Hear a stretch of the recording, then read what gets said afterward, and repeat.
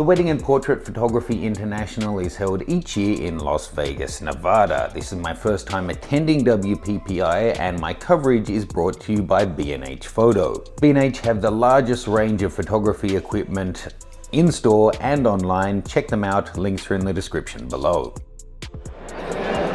Howdy folks, welcome back to WPPI 2020. Now we're at the Tamron booth. The noise level has picked up, I hope you're hearing me okay. You would know I own and have been shooting with a 70-200 G2 in Nikon mount for my DSLRs for some time. The G2 zooms really leveled up the finishing and the image quality, still offering great performance and great value. And you know, it's the similar kind of size and weight that you're expecting with any other full frame DSLR size lens. It's maybe slightly lighter than the Canon or Nikon, but in that kind of a ballpark.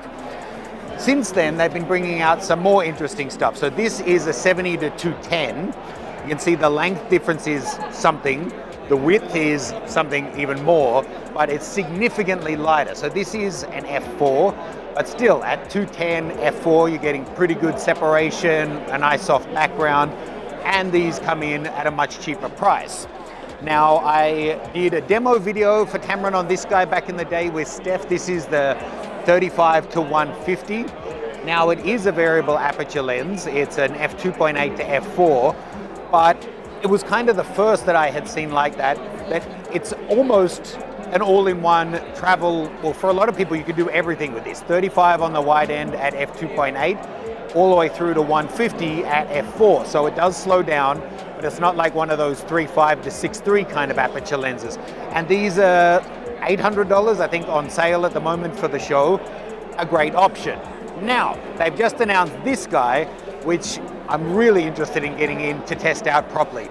This is a 70-180, so it's not the same kind of a range you're getting on there. Let me get their hoods off so you can get a clearer picture. So it's a 70-180, but it is a constant 2.8 still. So when it's zoomed out, then yes, it gets closer, but again, it's much, much lighter. Now this is a Sony E-mount lens, so it could be that the shorter flange distance is allowing them to make this in such a smaller form factor. But when we get the 70-200, I'm gonna drop something, the 70-210 and the 70-180, it's significantly shorter, squatter, and I think a better balance. If you had a really long lens like this, as you move the zoom, you're moving the weight, same with the focus, and it may be too front heavy. Something like this is nice and squat, and I think it's gonna balance nicely with a Sony mirrorless camera. And, well, so pricing on this isn't announced, timing isn't announced on this, and they have several of these on the booth, but this is the only one, I believe, in maybe North America that we're actually allowed to take some samples with. So let's throw it onto our own A9 and get some shots. I got a little model booth set up over there. So I only got a couple of minutes to shoot with this on the booth. There was a long line of people waiting. Hands-on, it feels nicely built, similar to the 35-150, not quite at the 70-200 level. But the autofocus is doing really well. The eye autofocus seems just as snappy as just about any other lens I've used on these kind of cameras. Really quite impressive. Here's a little sample of the video footage taken with the lens.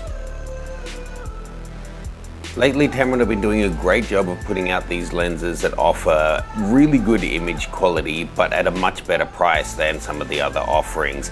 And that kind of price to performance ratio is really important when you're doing this as a business and trying to keep costs down.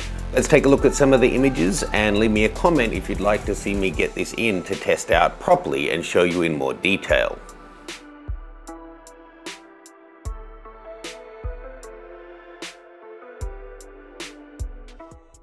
So let me know what you think about this one. Is 70-180 a broad enough range for you? You know, it's not nearly as wide ranging as like a 35-150. You've got real wide angle through to a 150, 70-180, but you're getting the full f2.8 through the entire range. Still small and light. I think if this comes in at under $1,000, it's going to be really, really impressive. There isn't really something like this on the market. would you be willing to sacrifice the 180 to 200 mil at the long ends to save a bunch of money and wait on a lens like this? Let me know, and let me know what you'd like to see tested out in future. We'll try to get one of these from Tamron once they're finally in production and show you what it can really do off the show floor in a real world situation. It's so noisy here. I really hope you're hearing me okay. The show has been really fun. It's relatively a small show though compared to a lot of the ones. But if you get a chance to come, I would recommend it. It's actually a really nice atmosphere. People are here mostly for the conference or have stumbled to buy it. And you know, there's lots of gear out there to play and shoot with, lots of inspiring stuff like exhibitions and shows on that you can check out as well. Let's have a quick little walk around actually.